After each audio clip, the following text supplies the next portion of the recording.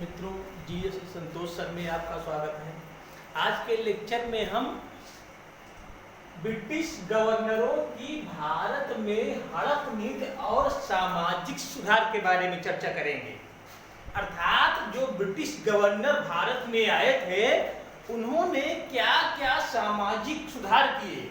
अर्थात उसके पहले जब ये ब्रिटिश लोग सन 1600 में भारत में आए थे, उसके पहले भारतीय समाज में क्या क्या कुरीतियां व्याप्त थी, उन्होंने उसमें किस प्रकार से क्या क्या सुधार किए तथा भारतीय राज्यों को वह कैसे अपने अंडर में किए, अर्थात उसको कैसे हड़पे, उनके बारे में कुछ प्रमुख टॉपिक को हमने लिखा है, एक संक्षिप्त बहुत किया है, जिससे यह टॉपिक आपका व्यवस्थित ढंग से तैयार हो सके।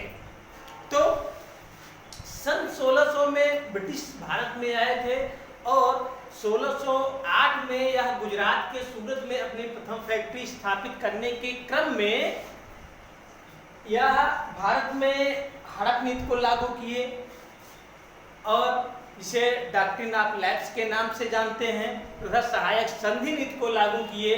विभिन्न नीतियों से यह भारत को अपने अंडर में करने के बाद भारत में व्याप्त कुरीतियों को इन्होंने सुधार किया। इसके अंतर्गत इन्होंने क्या किया, भारत में उस समय दास प्रथा बहुत चरम सीमा पर थी, व्याप्त थी, तो दास प्रथा को समाप्त किया किसने? लॉर्ड एलन बरो ने। लॉर्ड एलन बरो ने दास प्रथा को समाप्त किया तथा सती प्रथा को समाप्त किया लॉर्ड विलियम बेंटिंग ने। लॉर्ड विलियम बेंटिंग ने 1829 ईस्वी में क्या किया था? सती प्रथा को समाप्त किया था। विधवा पुनर्विवाह, विधवा, इसके पहले भारतीय समाज में जो महिलाएं विधवा हो जाती थी तो पुनर्विवाह करने की व्यवस्था नहीं थी, विधवा पुनर्विवाह को लॉर्ड कैनिंग ने लागू किया। विधवा पुनर्विवाह लॉर्ड कैनिंग ने लागू किया। नर बलि का प्रतिबंध लॉर्ड हार्डिंग्स ने किया।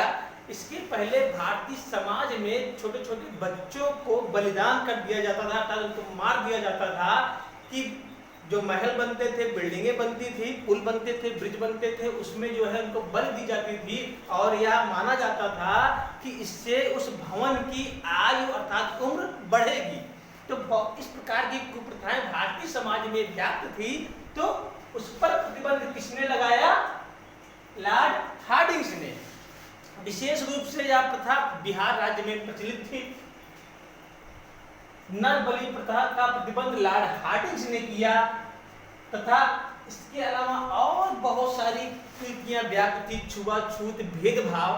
तो इस प्रकार की कुरीतियों को उन्होंने वाहन सेवा के माध्यम से दूर किया था।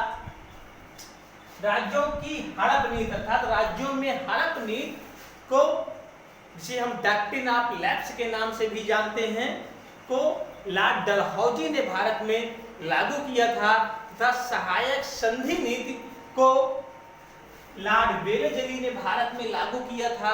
तो थोड़ा सा हम समझ लेते हैं कि सहायक संधि नीति क्या है और ये हड़प नीति क्या है, क्योंकि प्रायः यहाँ से जो क्वेश्चन पूछे गए हैं थोड़ा सा गहराई में जाकर भी पूछे गए हैं।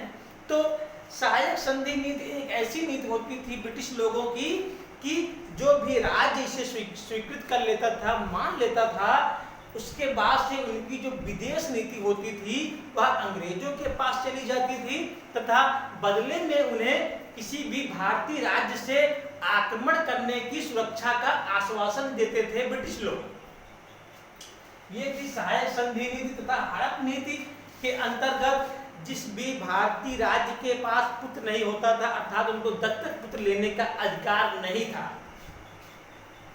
भारत में पुलिस प्रणाली का जनक लॉर्ड कॉर्नवालिस को माना जाता है। सर्वप्रथम लॉर्ड कॉर्नवालिस ने भारत में पुलिस प्रणाली व्यवस्था को लागू किया था। इसके अलावा मैंने बोर्ड में लिखा नहीं है, भारत में न्याय प्रणाली का जनक लॉर्ड वारेन हेस्टिंग को माना जाता है। लॉर्ड वारेन हेस्टिंग ने सर्वप्रथम कलकत्ता में सुप्रीम कोर्ट की स्थापना की थी, जिसका प्रमुख न्यायाधीश एलिजा एम्पे था। लॉर्ड वारेन हेस्टिंग को भारत का प्रथम जनरल गवर्नर भी कहा जाता है, अर्थात भारत का प्रथम जनरल गवर्नर कौन था? तो लॉर्ड वारेन हेस्टिंग था। यदि क्वेश्चन इस प्रकार से आता है, यदि आपसे पूछा जाता है कि भारत का प्रथम गवर्नर कौन था,